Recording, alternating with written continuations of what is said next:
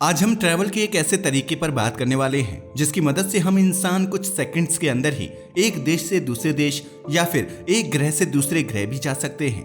वैसे आपको यकीन नहीं हो रहा होगा, लेकिन इस तरीके का नाम है टेलीपोर्टेशन।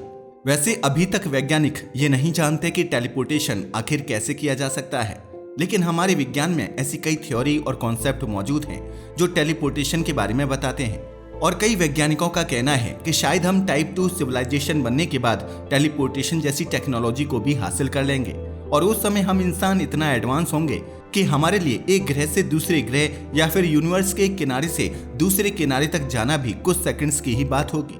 पर इसी के साथ साथ कई वैज्ञानिक इसके गंभीर परिणामों के बारे में भी बात करते हैं जो टेलीपोर्टेशन इन्वेंट होने के बाद इंसानों को झेलने पड़ सकते हैं।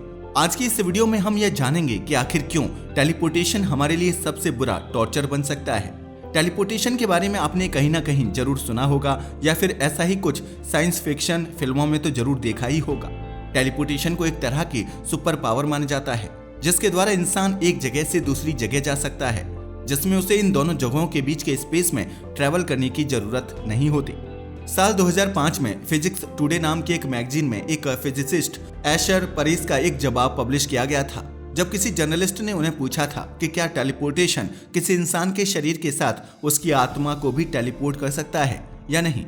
इसके जवाब में एशर ने कहा था कि टेलीपोर्टेशन के द्वारा एक इंसान की आत्मा को ही टेलीपोर्ट किया जा सकता है। और आपने भी ऐसा कुछ स्पिरिचुअल शोज में भी देखा ही होगा जहां पर देवी देवता एक स्थान से दूसरे स्थान तक अपनी दिव्य शक्तियों के द्वारा पहुंच जाते हैं, या फिर किस प्रकार किसी इंसान की आत्मा एक लोक से दूसरे लोक की ओर जाती है। ये भी कुछ हद तक टेलीपोर्टेशन का ही एक उदाहरण है।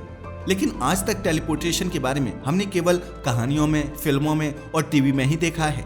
और आपको यह जानकर बहुत ही हैरानी होगी कि असल जिंदगी में यह टेलीपोर्टेशन इतनी आसान नहीं हो सकती, बल्कि काफी खतरनाक साबित हो सकती है।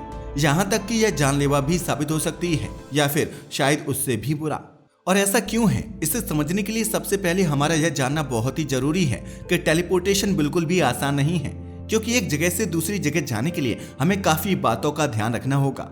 मान लीजिए कि आज आपको किसी प्रकार टेलीपोर्टेशन जैसी सुपर पावर मिल गई और आप अपनी इन्हीं सुपर पावर का इस्तेमाल करके धरती के उन जगहों पर घूमना चाहते हैं जिन्हें आपने पहले कभी नहीं देखा।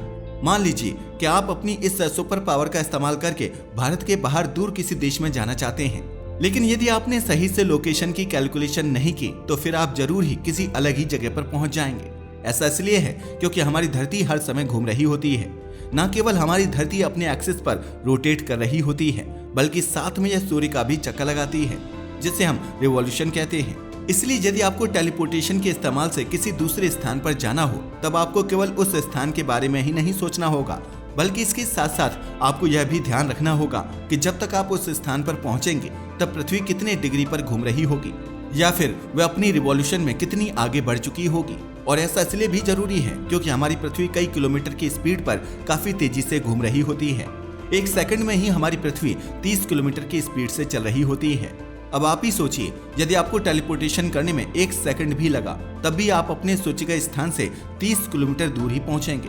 इसलिए यह जरूरी है कि टेलीपोर्टेशन के द्वारा लोकेशन का भी खास ध्यान रखा जाए, और न केवल पृथ्वी की रिवॉल्यूशन बल्कि उसकी रोटेशन का भी खास ध्यान रखना जरूरी है, क्योंकि हमारी पृथ्वी, जैसा कि हमने आपको पहले भी बताया, अपनी एक्सिस पर भी काफी तेजी से घूम रही होती है। और इसलिए यदि टेलीपोर्टेशन के दौरान आपको सही लोकेशन तक पहुंचना है, तब उसके लिए सुपर कंप्यूटर्स का इस्तेमाल करना भी जरूरी हो जाएगा। अब आप यह तो समझ ही गए होंगे कि क्यों टेलीपोर्टेशन इतना आसान नहीं है, लेकिन यह खतरनाक क्यों है। चलिए अब इसे भी जानते हैं। टेलीपोर्टेशन ट्रैवल करने का एक काफी फास्ट तरीका है, लेकिन यह इतना तेज है कि यदि आप किसी दूसरी जगह पर पहुंच भी गए तब आपकी स्पीड इतनी होगी कि आपको गहरी चोट भी लग सकती है। इसलिए सबसे पहले तो इस स्पीड को ही धीमा करने के बारे में सोचना जरूरी है। साथ ही आपने फिल्मों में भी कुछ ऐसा जरूर देखा होगा जहां पर टेलीपोर्टेशन करने के लिए एक ऐसा तरीका भी ढूंढा जाता है जहां स्पेशल गेट्स का इस्तेमाल किया जाता है, यानी कि यह एक तरह का एनीवेयर गेट ही होते हैं, लेकिन यह पोर्टल्स की फॉर्म में मौजूद होते हैं। और ऐसा ही कुछ साल 1935 में मशहूर वैज्ञानिक अल्बर्ट आइंस्टाइन ने साबित किया था कि असल जिंदगी में भी इंटरडायमेंशनल ट्रैवल संभव हो सकता है। उनके हिसाब से ऐसा वर्म होल्स में देखने को मिल सकता है जो एक दुनिया को दूसरी दुनिया से जोड़कर रखती है।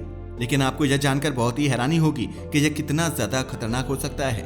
ऐसा इसलिए क्योंकि यदि कोई व्यक्ति इन वर्म होल्स में एंटर करेगा तो वह एक एटॉमिक बॉम्ब की तरह एक्सप्लोड हो जाएगा और उसकी मृत्यु हो जाएगी।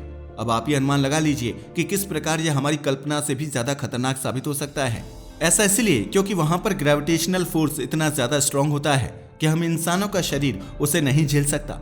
ऐसे में हमारा शरीर ताकतवर ग्रेविटेशनल इन्फ्लुएंस में धूल की तरह बिखर जाएगा और जैसा कि हमने आपको बताया वह एक्सप्लोड हो जाएगा, क्योंकि इतने तेज ग्रेविटेशनल इन्फ्लुएंस में हमारे शरीर का एक एक एटम तेज खिंचाव के कारण हमारे शरीर से अलग होता जाएगा और हमारा शरीर नष्ट हो जाएगा।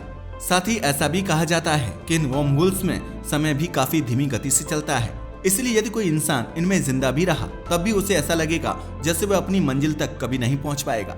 इसके अलावा हमारे साइंस फिक्शन में टेलीपोर्टेशन का एक और तरीका भी दिया गया है जिसमें इस तरह के वर्महोल्स का इस्तेमाल नहीं किया जाता। इसे टेलीपोर्ट ट्रांसमीटर्स कहा जाता है। इस टेक्निक में यह ट्रांसमीटर्स टेलीपोर्टेशन के दौरान इंसान के शरीर को पूरी तरह से पहले तो नष्ट करते हैं और फिर जब वे अपने निर्धारित स्थान तक पहुंच जाते हैं तो वहां पर उस इंसान के शरीर को वापस पहले जैसा असेंबल कर देते हैं। लेकिन यह तरीका भी काफी खतरनाक है क्योंकि इसमें एक तरह से इंसान के शरीर की मृत्यु ही होती है।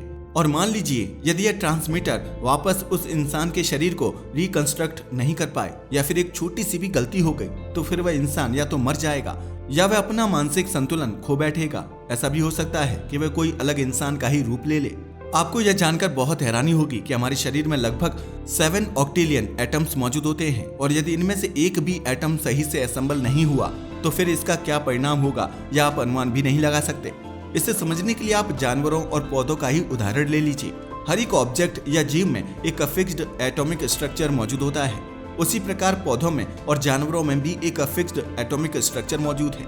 और आपको यह जानकर बहुत ही हैरानी होगी कि यदि हम इस एटॉमिक स्ट्रक्चर को बदल दें तो हम एक जानवर को पौधा भी बना सकते हैं और एक पौधे को जानवर भी बना सकते हैं। सुनने में काफी जादुई लगता है लेकिन यह कहीं ना कहीं सच है। आप हमारे पूरे ब्रह्मांड को देख सकते हैं। जब हमारे ब्रह्मांड का जन्म हुआ था तब हमारे ब्रह्मांड में सबसे पहले केवल हाइड्रोजन की ही उत्पत्ति हुई थी, जिससे बाद में दूसरे हैवी एलिमेंट्स का निर्माण हुआ। बाद में समय समय पर इन्हीं एलिमेंट्स से सितारे, ग्रह और गैलेक्सियों का निर्माण हुआ और इन्हीं गैलेक्सी में से हमारी मिल्की वे गैलेक्सी के एक सोलर सिस्टम के एक प्लेनेट पृथ्वी पर हम इंसान जन्मे हैं और हम इंसानों का जन्म भी उन्हीं एटम से हुआ है।